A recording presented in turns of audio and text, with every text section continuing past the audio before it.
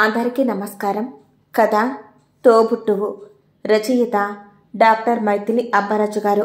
జీవితంలో ఎవరిని పోగొట్టుకున్నా ఆ స్థానాన్ని భర్తీ చేసుకునే అవకాశం ఉంటుంది, కానీ అమ్మలేని శూన్యం మాత్రం ఎప్పటికీ ఖాళీగానే ఉండిపోతుంది.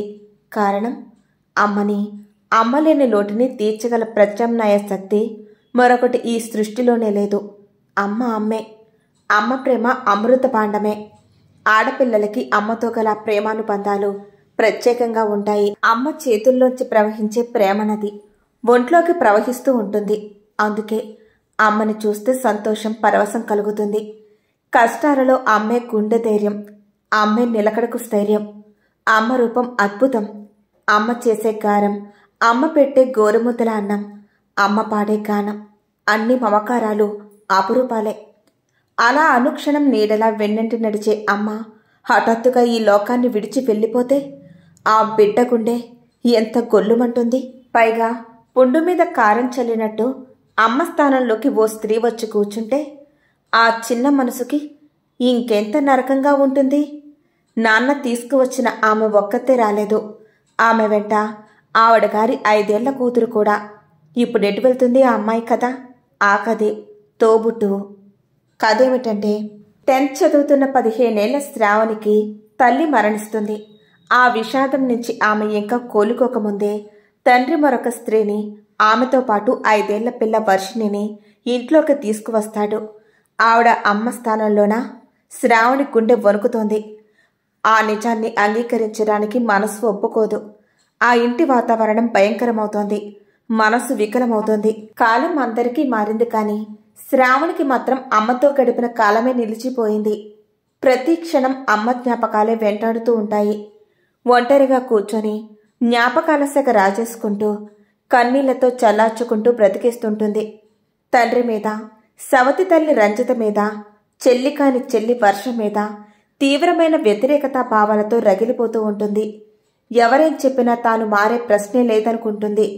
తానిలాగే మొండికేసి ఉండాలని నిర్ణయించుకుంటుంది. కానీ కాలం ఎంత విచిత్రమైనది. ప్రతి మనిషి కథకి ఒక మెరుపు లాంటి మలుపు నిచ్చిపోతుంది.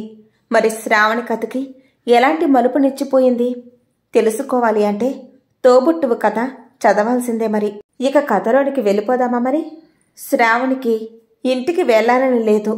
గార్డెన్లో చల్లగా ఉందని తీగలు అల్లించిన పందిరి కింద కూర్చుంది. అక్కడ గాలి ఆరటం లేదు. అయినా కదలాలని లేదు. స్తబ్దత. మొన్నటి దాకా కోపం తన్నుకొచ్చేది, కదిలిస్తే ఏడుపొచ్చేది. ఇప్పుడేమీ లేవు. చేసేందుకేం లేదు. అసలిట్లా అంతా ఎందుకు మారిపోవాలి? ఇంట్లోకి ఎవరెవరో ఎందుకొచ్చి పడాలి? అమ్మ లేకపోతే మాత్రం అమ్మ చెరుకు మిషన్లో తిప్పినట్లయింది. అమ్మ లేక రేపటికి 2 ఏళ్ళు. నాన్నకసలు గుర్తుందో లేదో, మొన్నెప్పుడో మఠంలో పూజలు చేసొచ్చారులే. సరిపోతుందా? ఇవాళ తనతో వండనెక్కర్లేదా? కాన్ఫరెన్స్. వెళ్ళకపోతే ఏమైపోతుందో? రంజిత పోదామంటే చాలు ఎటొక్కటు పడిపోవడమేనా? పోయేవాళ్ళు ఆ వర్షను కూడా తీసుకుపోకపోయారా? అది దాని పోడు చదువును తన మీద పడేసి. ఇంతకీ నిన్ననే దాని అసైన్మెంట్ అయిపోయింది. ఇవాళ స్కూలే లేదు. స్కూల్ లేకపోతే ఇదివరకు ఎంత బాగుండేది. అప్పటికప్పుడు జీడిపప్పు పాయసమో పాలకోవానో చేసేసేది అమ్మ. అమ్మ ఉద్యోగం చేసేది కాదు, ఇంట్లోనే ఉండేది. తనెప్పుడు ఏ వేళకు చేరినా బల్లోంచో ఆటల్లోంచో ఎంత చక్కగా సర్ది ఉంచేది అమ్మ. ఇల్లంతా పువ్వులు, అగరవత్తులు, దేవుడి ముందర దీపాలు, గుళ్ళోకి వచ్చినట్లుండేది. ఇప్పుడేది వద్దట. అగరవత్తులకి ఆ చిన్న రాణి గారికి ఎలర్జీ అట. తుమ్ములొస్తాయట. పూలు కోసి తల్లో పెట్టుకోవడం రంజితకి నచ్చదట. తననేం పెట్టుకోవద్దనలేదు, కానీ అది కాదుగా కావలసింది. అసలు దేవుడి గదిలోకి ఎవ్వరూ వెళ్ళరిప్పుడు. ఉందంటే ఉందంతే. ఇంటి గోడలంతా ఏవోవో వింత పెయింటింగ్లు రంజితే వేసిందట. వేటి గురించో నాన్నకు చెబుతుంటే వింది, కానీ అవేవి అక్కడేం కనబడలేదు. వర్షబొమ్మలే కొంచెం నయం, అర్థమవుతాయి. కళ్ళు ముక్కులు ఉంటాయి. అమ్మ వెళ్ళిపోయాక ఆ ఏడాదంతా అమ్మమ్మ వచ్చి ఉంది. ఇద్దరూ కూర్చొని అమ్మని తలుచుకునేవాళ్ళు, ఏడ్చేవాళ్ళు, అమ్మకిష్టమైనవి చేసేవాళ్ళు. యూనివర్సిటీ నుంచి వచ్చి నాన్న తమతో కలిసేవాడు. అమ్మేదో బయటికెళ్ళినట్టు, ఇహనో ఎప్పుడో వచ్చేస్తున్నట్టు ఉండేది. అట్లాగే ఉంటే పోయేది కదా. ఏమయ్యేదట? అసలా రంజిత ఎలా నచ్చిందో నాన్నకి. సరిగ్గా వంట చేయడం కూడా రాదు. సన్నగా, ఇంత పొట్టిగా, చిన్నపిల్లలా ఉంటుంది. అమ్మ చక్కగా బొద్దుగా చామంతుల దండలా ఉండేది. దగ్గరికి తీసుకుంటే ఎంత హాయిగా ఉండేది. ఆ రంజిత ఇలా అని అనుకున్నాక వచ్చి చెప్పి తనని కావరించుకోబోయింది. చిచ్చి, ఆమెకు తోడు వర్ష. ఇంత కళ్ళేసుకుని తన వైపు చూస్తూనే ఉంటుంది. ఏం మాటలుంటాయి ఇద్దరికీ. అది మరీ 5వ క్లాస్ అయితే అక్క అని పిలిస్తే పలుకదు శ్రావణి. అది చెల్లెలేమిటి? క్లాస్లో ఆ దరిద్రుడు సాగర్ అననే అన్నాడు, రెడీమేడ్ చెల్లెలు దొరికిందిరోయని. కర్మ కాకపోతే అది క్యాంపస్లోనే ఉండాలా? రంజితని పిన్ని అని పిలుస్తావా అని నాన్న అడిగినప్పుడు తానేం జవాబు చెప్పలేదు. పిలవదు, అసలేమని పిలవదు. తప్పనిసరైతే ఎదురుగా ఉంటే ఏదో మాట్లాడాలి కాబట్టి అంతే. వర్ష వాళ్ళ నాన్న అమ్మలాగా చచ్చిపోలేదు. అది ఇంకా ఘోరం. అమ్మమ్మ అనలేదు, విడాకులు తీసుకున్నారట. ఆయన అమెరికా పోయాట. అదేమిటో మరి, ఫోన్లు స్కైపులు ఏం ఉండవు. వర్ష ఎక్కడా నాన్నకి అతుక్కుపోయింది. నాన్న అంతకన్నా పాపా పాపా అని దాన్ని ఏం ముద్దు చేస్తాడో. తనక్కడ ఉండగానే బాగుందిలే అది తెల్లగా బొగ్గలేసుకొని. శ్రావణికి దిగులు ముంచుకొచ్చింది. తను ముద్దుగా ఉండదు, చిన్నగా ఉండదు. పోనీ పెద్దదా అంటే 10వ క్లాస్ అంతే. తన క్లాసులో మాత్రం ఆ రమ్య, అనూష ఎంత ప్రెట్టిగా ఉంటారో. అబ్బాయిలు వాళ్ళ వెనకే తిరుగుతూ ఉంటారు. తనెవరికి అక్కర్లే. అది తనకి కొంచెం ఫ్రెండ్ కాబట్టి వినీత అంటూ ఉండేది, నీ కళ్ళు భలే ఉంటాయి శ్రావ్స్, ముక్కెంత సూదిగా ఉంటుందో అని. వాళ్ళమ్మ అనేవారు, పెద్దయితే అందంగా అవుతావమ్మా అని. వినీత లేదిప్పుడు. వాళ్ళ నాన్న యూకే వెళ్లారు. అది వాళ్ళ అమ్మమ్మగారి ఊరెళ్ళిపోయింది. ఎప్పుడన్నా వాట్సాప్ చేస్తుంది. మామయ్య, అత్తయ్య ఈ ఊరొచ్చాక కొంచెం నయం. మామయ్య అమ్మకి బాబాయ్ కొడుకు, తనకి మటుకే చుట్టం. వాళ్ళెవ్వరికీ ఏం కాడు. తననే పిలిచి ఇంటికి తీసుకెళ్తూ ఉంటారు వాళ్ళు.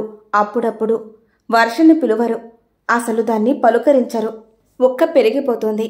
ఇంటికి పోతేనో ఫ్యాన్ వేసుకోవచ్చు, టీవీ పెట్టుకోవచ్చు, లేకపోతే వైఫై ఆన్ చేసుకుని ఫోన్ చూసుకోవచ్చు. మొబైల్ ఏది? ఇంట్లోనే మర్చిపోయి వచ్చింది. రాత్రికొస్తారు కాబోలు వీళ్ళు. ఈ పాటికి ఫ్లైట్ ఎక్కువ ఉంటారు. నిన్న మధ్యాహ్నము క్యాంటీన్ అబ్బాయి భోజనం తెచ్చిపెట్టాడు. ఈ పూట సెలవు వాళ్ళకి. వచ్చేటప్పటికి కొంచెం రైస్ కుక్కర్ పెట్టి ఉంచు శ్రావణి అని చెప్పి వెళ్ళింది రంజిత. పెట్టదు, అస్సలు పెట్టదు. ఓ కప్పు నూడిల్స్ చేసుకుని తిని నిద్రపోతుంది. వర్ష ఏం తింటుందో దానిష్టం. సరేలే, దానికి స్టవ్ వెలిగించడం రాదుగా.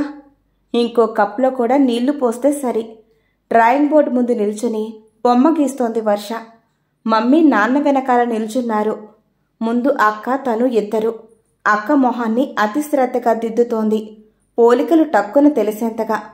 కాకపోతే బొమ్మలో అక్క నవ్వుతోంది. తనని దగ్గరగా హత్తుకుని నిల్చుని ఉంది. వర్ష మొహం మీదకి తెలియకుండానే నవ్వు వచ్చింది. ఆ పూట సంతోషంగా అనిపిస్తోంది. నిన్నటి నుంచి ఇంట్లో వాళ్ళిద్దరే. అక్క పాలు కాచింది, తన గ్లాసులో పోసింది. బోర్న్విటా కూడా వేసింది. పిలిచి చేతికివ్వలేదులే. అయినా కూడా తన కోసమే కదా. మెస్ అబ్బాయి క్యారియర్ తెస్తే ఇద్దరికీ కంచాల్లో వడ్డించింది. ఇంకా ఏం కావాలి అని అడిగి కనుక్కుంది. ఇట్లాగే ఇంకా ప్రేమగా అయిపోతే ఎంత బావుండు. తను మమ్మీ ఈ కొత్త ఇంటికొచ్చి 6-7 నెలలవుతోంది. అంతకుముందు ఇద్దరే ఉండేవాళ్ళు. ఇంకా ముందైతే తలుచుకోబుద్ధి కాలేదు. చాలా రోజుల కిందట డాడీతో కలిసి ఉండేవాళ్ళు. సరిగ్గా గుర్తులేదు. రోజు కేకలేసేవాడిని తప్పించి. ఒక్కోసారి మమ్మీ కూడా అరుస్తూ ఉండేది. ఎందుకో ఏమిటో తెలీదు. అమ్మ, తను ఇంట్లో ఉండడం డాడీకి ఇష్టం లేదనిపించేది. ఆఖరికి బయటికి వచ్చేశారు. ఇక్కడికొచ్చాక మమ్మీ హాయిగా ఉంటోంది. నాన్న చాలా మంచివాడు.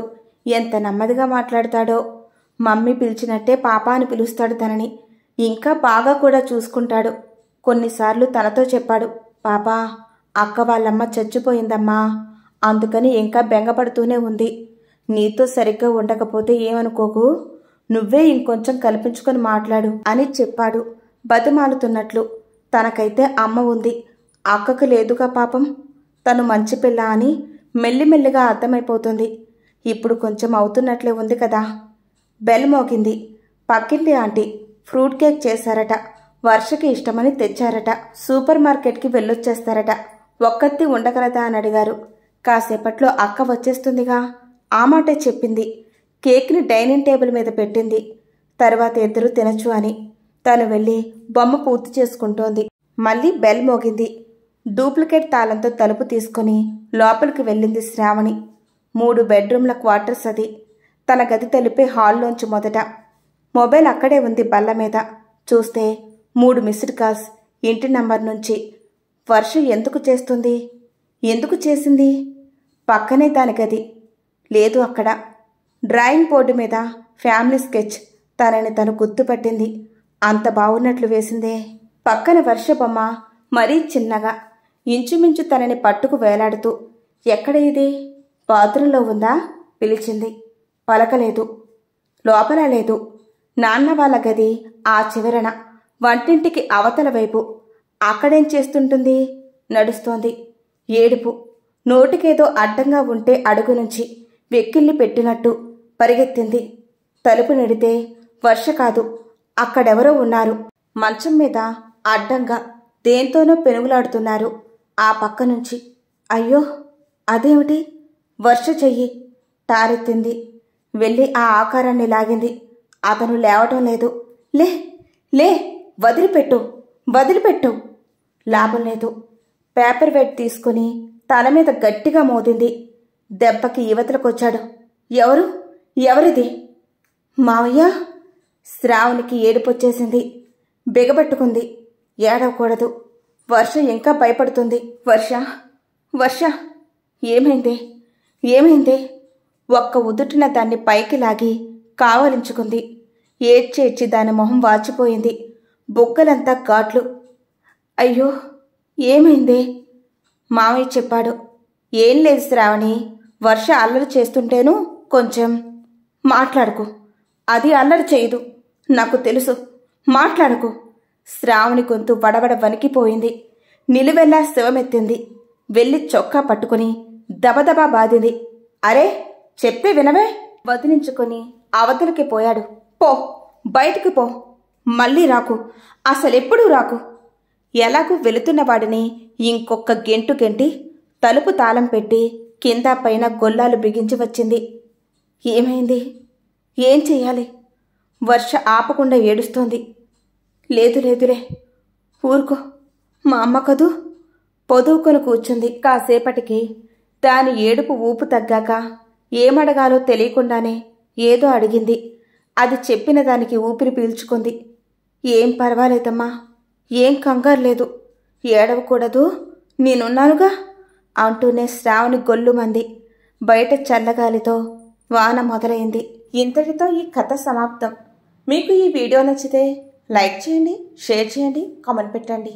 మా ఛానల్ని తప్పకుండా సబ్స్క్రైబ్ చేసుకోండి.